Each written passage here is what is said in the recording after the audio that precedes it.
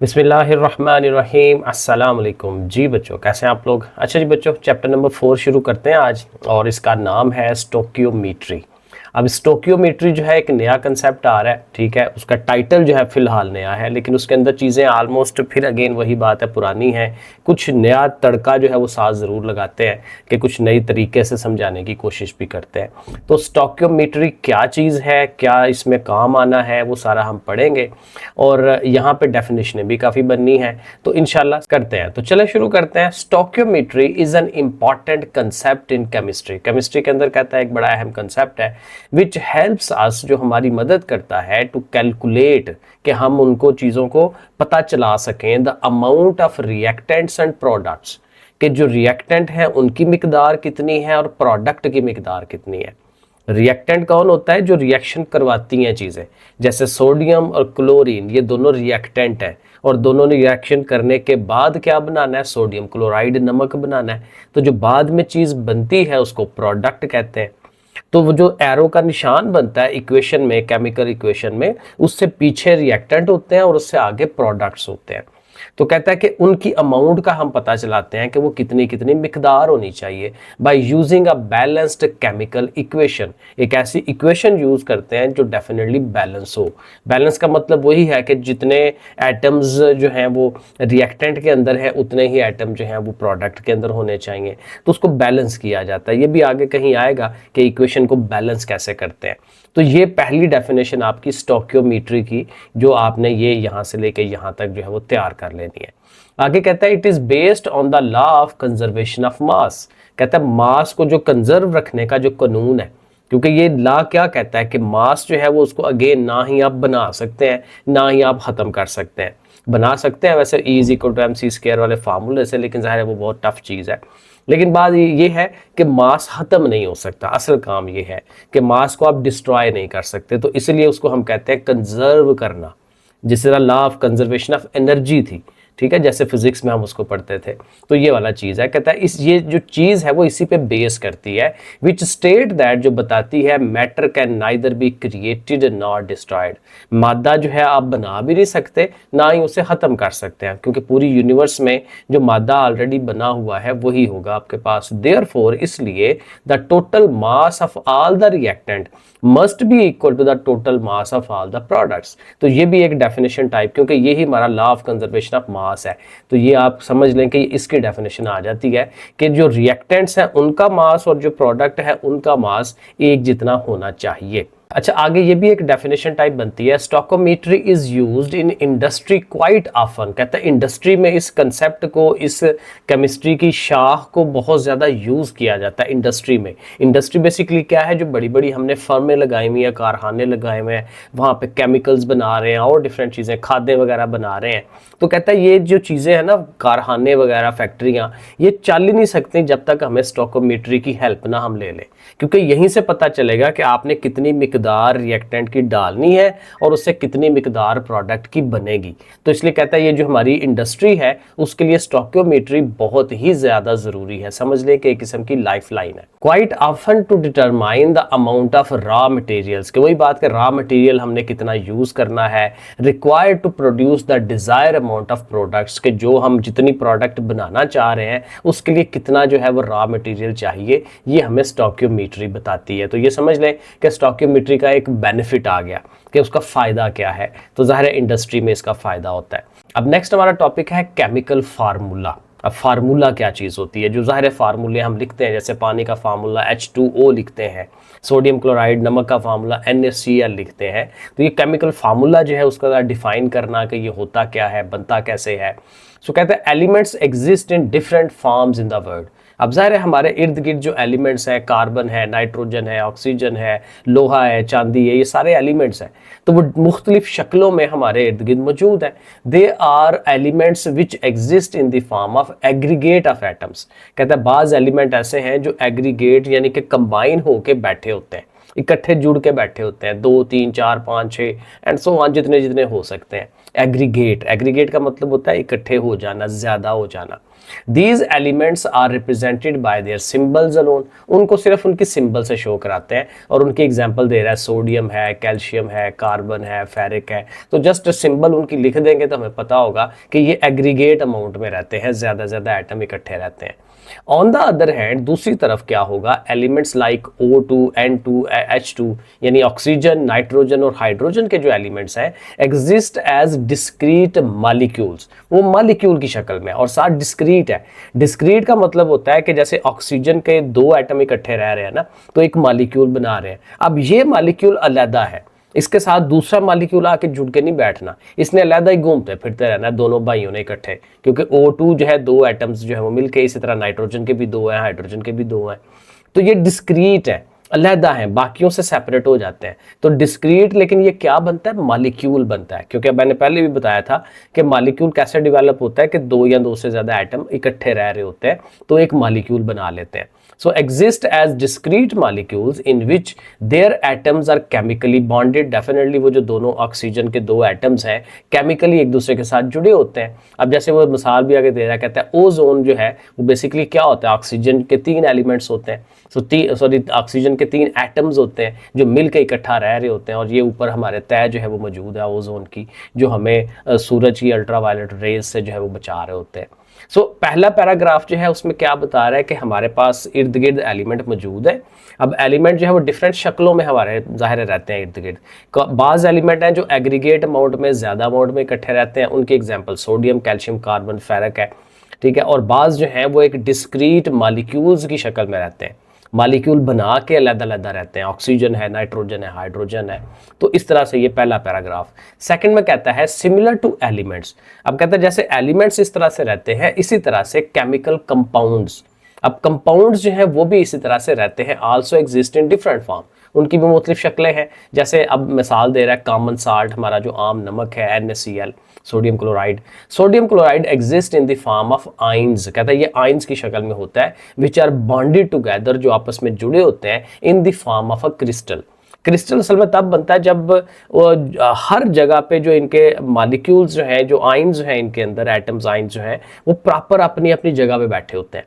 जिस एक मॉलिक्यूल के अंदर जैसे बैठे हुए हैं दूसरे मॉलिक्यूल में भी वैसे ही बैठे होंगे। तो हर जगह हर मॉलिक्यूल में एक जैसे बैठे होते हैं, एक एक अपनी प्रॉपर जगहों पे बैठे होते हैं, चेंज नहीं करते। तो हम कहते हैं कि ये क्रिस्टल्स बन गए। सिंस रेशो बिटवीन इट्स आइन इज 1:1, कहता है इनके आइंस की रेशो। आइन बेसिकली क्या कह रहे हैं, सोडियम का एक आइन है, क्लोरीन का आइन है। और आइन क्यों होता है, क्योंकि इनके ऊपर पॉजिटिव नेगेटिव चार्ज होता है, क्योंकि इलेक्ट्रॉन एक तरफ से निकल रहा है, दूसरा जो है वो ले रहा होता है, ठीक है। तो इस तरह से वो आयन डेवलप हो जाते हैं। पीछे हमने पढ़ा था Na+ होता है और Cl- होता है, ठीक है, एक पे पॉजिटिव चार्ज एक पे नेगेटिव चार्ज। तो कहते हैं इनकी 1:1 की रेशियो है। सोडियम का भी एक एटम हो रहा है, क्लोरीन का भी एक एटम होता है। तो इस तरह से तो कहता है कि चूंकि इनकी 1:1 की रेशियो है, sodium chloride is represented by a formula unit NaCl। तो उसको डेफिनेटली फिर NaCl से, देखिए इसमें कोई 2 या 3 या 4 वो नहीं लिखा हुआ, क्योंकि दोनों का एक एक एटम ही यूज हो रहा है, ठीक है। उनका जो रेशियो है, सिंपलेस्ट रेशियो, वो 1:1 की है। Similarly the other ionic compounds are present. Ionic compound कौन से थे, जिसमें इलेक्ट्रॉन्स का लेन देन होता है, एक ने इलेक्ट्रॉन दिया दूसरे ने इलेक्ट्रॉन वसूल कर लिया, ये आयनिक बॉन्ड उसमें बनते हैं। तो कहते हैं similarly the other ionic compounds are represented by their formula units which shows the minimum ratio, यानी कि फार्मूला यूनिट्स के जरिए शो कराया जाता है। और उसमें क्या होता है, उनकी मिनिमम कम से कम रेशो होती है कि सोडियम कितना है, क्लोरीन कितना है, या बाकियों में कितना है between their ion. For examples वो आगे एग्जांपल दे रहा है CaCl2, कैल्शियम क्लोराइड। तो अब इसमें कैल्शियम का एक एटम है, क्लोरीन के 2 एटम्स हैं, तो सिंपलेस्ट रेशियो है। ये नहीं है कि अब जाहिर है कैल्शियम का एक है, क्लोरीन के 2 है, तो इसको आप बढ़ा सकते हैं, कैल्शियम के 2 कर दे, क्लोरीन के 4 कर दे, उसी रेशो से बड़ा करते जाए, ज़्यादा ज़्यादा उसके एटम मॉलिक्यूल्स बन जाएंगे, आ जाएंगे हमारे पास। लेकिन जब हमने उसको शो कराना है ऑन पेपर, तो उसकी सिंपलेस्ट फॉर्म देनी होती है, ज़्यादा फॉर्म में नहीं दिए के जाते। तो ये वो बात कर रहा है। इसी तरह से कहता है ये कोवलेंट कंपाउंड्स हैं, generally exist in discrete molecules. अब ये डिस्क्रीट मॉलिक्यूल्स होते हैं, अगेन ये सेपरेट रहते हैं, दूसरों के साथ जुड़ के नहीं बैठते, एग्रीगेट फॉर्म में नहीं होते। इन विच एटम्स आर बॉन्डेड टुगेदर, जाहिर है कोवलेंट में भी एटम्स आपस में जुड़े होते हैं, अब कोवलेंट में ज़ाहिर कैसे जुड़े होते हैं, जहाँ पे इलेक्ट्रॉन्स की शेयरिंग होती है, पेयर्स की शेयरिंग होती है, ये हमने पीछे डिटेल में पढ़ा था। फॉर एग्जांपल वाटर, अब पानी जो है ये याद रखें इसमें कोवलेंट बॉन्ड है। Water exist as molecules which are represented by the chemical formula H2O, ज़ाहिर है पानी का ये फार्मूला है। इट शोज दैट, अब ये क्या दिखा रहा है, in one molecule of water, पानी का जो एक मॉलिक्यूल है जैसे ये वाला है, इसमें क्या हो रहा है, 2 एटम्स ऑफ हाइड्रोजन, हाइड्रोजन के 2 एटम्स हैं क्योंकि H के साथ 2 लिखा हुआ है, और bonded to 1 atom of oxygen, oxygen का एक एटम है उसके साथ वो जुड़ा हुआ है। Similarly chemical compound ammonia is represented by NH3, ammonia का फार्मूला NH3 है। अब जो जो ये फार्मूले साथ साथ आते हैं ना, इनको याद करते जाएं। आपकी जैसे इंग्लिश पढ़ते हुए इंग्लिश के डिफरेंट लफ्जों की वोकैबुलरी बनती है, इसी तरह ये जो आप केमिस्ट्री पढ़ रहे होते हैं तो इसमें जहाँ जहाँ फार्मूले, सिंबल्स वगैरह चीज़ें आती हैं उनको याद करें साथ साथ, आपकी केमिस्ट्री की वोकैबुलरी जो है वो बढ़ेगी और डिफरेंट जगहों पे काम आएगी आपके। ठीक है, जैसे पानी का फार्मूला आ गया, सोडियम क्लोराइड आ गया, ये अमोनिया, ये वो चीज़ें हैं जो बार बार यूज़ होती हैं। ठीक है, तो अमोनिया की वो बात कर रहा है कि इसमें क्या है, एंड मीथेन गैस, अब मीथेन गैस का भी फार्मूला है CH4, इसमें कार्बन का एक एटम है और हाइड्रोजन के 4 एटम है। तो इस तरह से करके हम इसको शो करा सकते हैं। तो बात असल ये है कि ये डिस्क्रीट फॉर्म में है, सिंपलेस्ट फॉर्म में है। अब यहाँ पे ये डेफिनेशन आई थिंक आ रही है, अ केमिकल कंपाउंड इज दस represented by a chemical formula. तो कहता है जो भी हमारे पास कंपाउंड होते हैं उनको एक केमिकल फार्मूला से शो कराया जाता है, which is called the molecular formula. Molecular formula, एक मॉलिक्यूल का फार्मूला, क्योंकि वो जो कंपाउंड है उसका एक मॉलिक्यूल होगा ना, NaCl, ठीक है, कैल्शियम क्लोराइड H2O, वो एक मॉलिक्यूल है उसका। तो उस एक मॉलिक्यूल का फार्मूला चूंकि लिख रहे होते हैं तो इसलिए हम इसको मोलेकुलर फार्मूला भी कहते हैं, और ये सिंपलेस्ट फॉर्म में होता है उस कंपाउंड का। ठीक है, molecular formula of that compound and which shows all the type of atoms bounded together in one molecule of that compound, के उस एक मॉलिक्यूल में कितनी तरह के एटम्स जो है वो मौजूद है उसके अंदर। तो ये हमारे पास किसका डेफिनेशन आ गई, मोलेकुलर फार्मूला की, इधर से लेके यहाँ तक। अब आगे उसने कोवलेंट कंपाउंड की बहुत सारी एग्जांपलें दी हुई हैं, HCl है, HF है, H2S है, PH3 है, एंड सो ऑन, बहुत सारे हैं। अब एक्सरसाइज में एक सवाल वो पूछ रहा है, how would you differentiate between chemical formula of an element and that of a compound, यानी एलिमेंट का फार्मूला और कंपाउंड के फार्मूले में क्या फर्क है। देखिए बेसिक सा फर्क है। एलिमेंट में क्या होगा, एक ही एलिमेंट होगा, जैसे ऑक्सीजन O2 है, हाइड्रोजन H2 है, ठीक है, तो वो पता चल रहा है कि वो एक एलिमेंट है क्योंकि उसमें बाकी कोई और चीज़ इन्वॉल्व नहीं है। हाइड्रोजन अकेली है, ऑक्सीजन अकेले है, ठीक है, तो वो एलिमेंट है। जब कंपाउंड आएगा तो उसमें 2 या 2 से ज़्यादा एलिमेंट मिलके बैठे होंगे, जैसे पानी है, H2O है, NaCl है, CH4 है, डिफरेंट है, उसमें 2 या 2 से ज़्यादा चीज़ें मिलके बैठी होती हैं और उसको हम सिंपलेस्ट फॉर्म में लिखते हैं। तो इस तरह से हम फ़र्क इसका बता सकते हैं। ये इंशाल्लाह एक्सरसाइज के साथ इसके लिख के सवाल हम करेंगे। एग्जाम्पल्स दें, एग्जाम्पल हमने ऊपर अभी पढ़ लिया। Write down the names of ionic and covalent compounds whose formulas has been given in this article. तो आपके पास ढेरों लिखे हुए हैं, आयनिक भी हैं, कोवलेंट भी हैं, अभी हमने पढ़े भी हैं, तो आप यहीं से निकाल सकते हैं। तो इंशाल्लाह इसका सवाल बना लेंगे, लिख के बनाएंगे। अब सेकंड टॉपिक, एम्पिरिकल फार्मूला। अभी पीछे क्या था, मोलेकुलर फार्मूला, एक मॉलिक्यूल का फार्मूला क्या है। अब ये एम्पिरिकल फार्मूला है, ये क्या बताता है। सो कहता है empirical formula of a compound shows the simplest whole number ratio of atoms present in that compound. कहता है जो कंपाउंड है आपके सामने उसके अंदर उसकी जो उसके अंदर एटम्स इन्वॉल्व हैं, ठीक है, कैल्शियम है, सॉरी वो कार्बन है और हाइड्रोजन है, तो वो जो एटम्स उसमें इन्वॉल्व है उनकी सिंपलेस्ट रेशो कितनी है, कम से कम रेशो कितनी है। और इसकी बड़ी अच्छी उसने एक एग्जांपल दी हुई है, ये वाली, ये देखें C6H6, ये किसका फार्मूला जी, बेंजीन का। अब बेंजीन का ये मोलेकुलर फार्मूला है C6H6, कार्बन के 6 एटम्स हैं, हाइड्रोजन के 6 एटम हैं। लेकिन अब जब हमने इसका एम्पिरिकल फार्मूला लिखना होगा तो हम सिर्फ C और H लिख देंगे, क्योंकि देखें C के भी 6 हैं, हाइड्रोजन के भी 6 हैं। तो जब मैथ में हम रेशोज का सवाल करते हैं तो कार्बन के भी 6 लिखे, बीच में रेशो का डॉट लगाया, हाइड्रोजन के भी 6 लिखे, तो जाहिर ये कट जाते हैं, 6 से कट जाएगा, 6 1 जार 6, 6 1 जार 6, तो सिंपल रेशो 1 1 आएगी। तो जो इसका एम्पिरिकल फार्मूला होगा वो होगा CH, ये देखें आगे उसने लिखा हुआ खाली CH। तो ये फर्क है मोलेकुलर फार्मूले में और एम्पिरिकल में। अब ये उसका मोलेकुलर फार्मूला है C6H6, पता चले कि उसमें एटम्स हैं कितने कितने, लेकिन एम्पिरिकल ये बताता है कि उसकी सिंपलेस्ट रेशियो क्या है। अब एक ऐसा फार्मूला जिसमें कट नहीं सकता, जैसे आप पानी का ये है H2O, अब इसको और सिंपल तो कर नहीं सकते, हाइड्रोजन के 2 है, ऑक्सीजन का 1 है, तो आपस में किसी टेबल में कटते तो नहीं। तो फिर इसको इसका जो एम्पिरिकल है वो भी यही होगा, क्योंकि ज़ाहिर है कट नहीं सकते। तो मोलेकुलर भी वही है, एम्पिरिकल भी वही है। तो ज़ाहिर है बाज में वो सिंपल फॉर्म में जा सकता है, बाज में नहीं जा सकता। तो बाज जो हमारे पास कंपाउंड्स हैं उनका मोलेकुलर फार्मूला और एम्पिरिकल फार्मूला डिफरेंट होंगे, लेकिन बाज का सेम होंगे, क्योंकि उसको सिंपल रेशियो में नहीं ला सकते।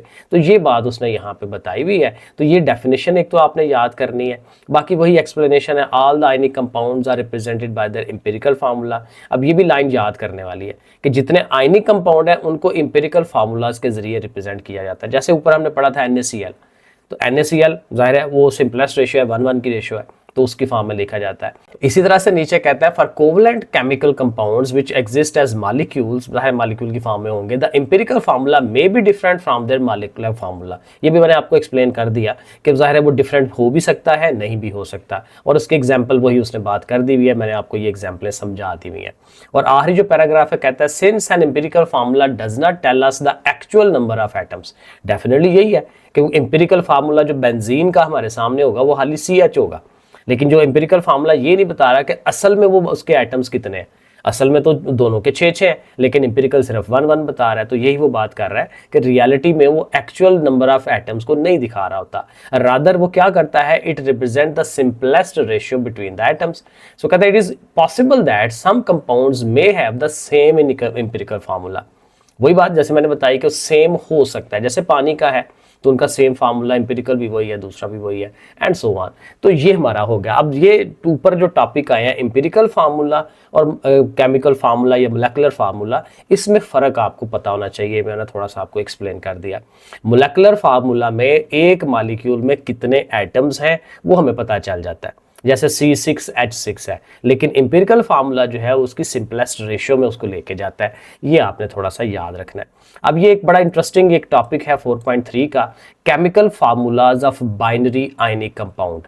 एक बाइनरी आयनिक कंपाउंड अगर हमारे पास हो तो उसका फार्मूला हम कैसे बनाएंगे, लिखेंगे कैसे, ठीक है, वो बेसिक फार्मूला बनता कैसे है, वो यहाँ बड़ा अच्छा उसने एक्सप्लेन किया हुआ है। और बाइनरी का मतलब होता है जिसमें दो चीज़ें हैं, दो एलिमेंट्स इन्वॉल्व है, NaCl, ठीक है, Na सोडियम है, Cl क्लोरीन है, तो दो चीजें मिलके अपना एक चीज बना रही हैं, तो वो बाइनरी है, तो इसको बाइनरी कहते हैं। तो इसको पढ़ते हैं, in order to write down the formula of an ionic compound. एक आयनिक कंपाउंड का अगर फार्मूला हमने लिखना है, first identify the cations and anions, यानी पहले तो ये देखें कि कौन केटाइन है कौन एनाइन है। सोडियम केटाइन है, क्लोरीन एनाइन है। केटाइन पॉजिटिव चार्ज होता है, एनाइन नेगेटिव चार्ज होता है, ये हमें याद करना है। And the number of charges present on them, और उनके ऊपर चार्ज कितना है। सोडियम को +1 लिखा हुआ है कि +2 लिखा हुआ है, क्लोरीन के ऊपर -1 लिखा हुआ है या -2 लिखा हुआ है, तो उसके जो चार्ज का नंबर है वो भी पता होना चाहिए। तो ये थोड़ा सा याद करना होता है हमने। और फिर क्या है, finally combine the two ions, फिर कहते हैं दोनों आयंस को आप जोड़ दें, इकट्ठा उनको लिख लें together to form an electrically neutral compound, और एक ऐसा कंपाउंड शो कराएं जो न्यूट्रल है। ज़ाहिर है उसमें फिर जब इकट्ठे हो जाएंगे तो प्लस और माइनस साइंस हम छोड़ देते हैं, क्योंकि पता चले कि वो न्यूट्रल हो गए, आपस में साइंस उन्होंने खत्म करा दिए। If you know the name of binary ionic compound, कहता है अगर आपको नाम पता है ना उसका कंपाउंड का, you can write it's chemical formula. अब ये यहां से ना उसका मेथड बताना शुरू कर रहा है कि कैसे होगा।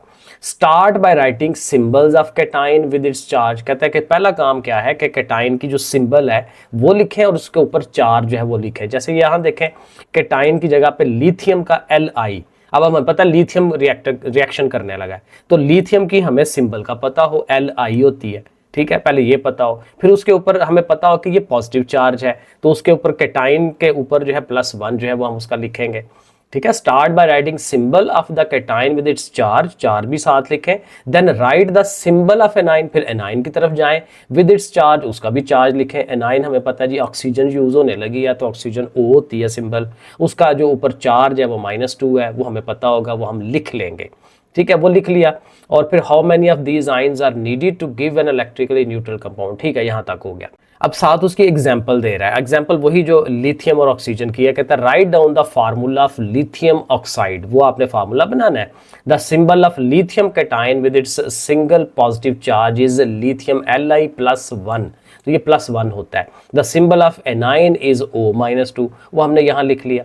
अब असल काम ये है कि कहता है कि अब फार्मूला कैसे लिखेंगे, आपने क्रिस क्रॉस मेथड यूज़ करना है। क्रिस क्रॉस मेथड ये है कि लिथियम पहले है ना, तो आपने लिथियम के साथ किसको लिखना है, ऑक्सीजन के ऊपर ये जो -2 लगा हुआ है, माइनस को छोड़ देना है, खाली 2 नंबर ले लेना है। 2 नंबर यहाँ ला के लिथियम के साथ नीचे करके सबस्क्रिप्ट करके बना देना है, और ऑक्सीजन के साथ लिथियम के ऊपर जो चीज़ है वो आपने ले आनी है। अब लिथियम के साथ 1 है तो आपने 1 लिखना है, लेकिन 1 ज़ाहिर है लिखा नहीं जाता, तो उसको ऑक्सीजन के साथ 1 जो है वो छोड़ देते हैं, तो Li2O जो है वो लिखा जाएगा। तो ये देखें यहाँ पे वो बात बता रहा है, let us now apply criss cross method to write the formula. In this method the numerical value of each of the ion charges is crossed over, उसको क्रॉस ओवर किया जाता है, उसका उसको दे देते हैं, उसका उसको दे देते हैं, टू बिकम द सबस्क्रिप्ट, वो सबस्क्रिप्ट बन जाता है। सबस्क्रिप्ट होता है जो नीचे लिखा जाता है, सुपरस्क्रिप्ट होता है जो पावर में लिखा जाता है, जैसे x⁻2 हम लिखते हैं, तो वो सुपरस्क्रिप्ट कहते हैं इसको। Signs of the charges are then drop, तो वो जो प्लस और माइनस होता है वो ड्रॉप कर देते हैं, छोड़ देते हैं, उनको नहीं लिखते। तो ये हमने वो Li2O का फार्मूला हमने बना लिया। नीचे उसने और एग्जाम्पलें भी दी हुई हैं, right down the formula of aluminium oxide, तो एल्यूमिनियम के ऊपर +3 है, ये कैटाइन है, ऑक्सीजन के ऊपर -2 है, ये एनाइन है।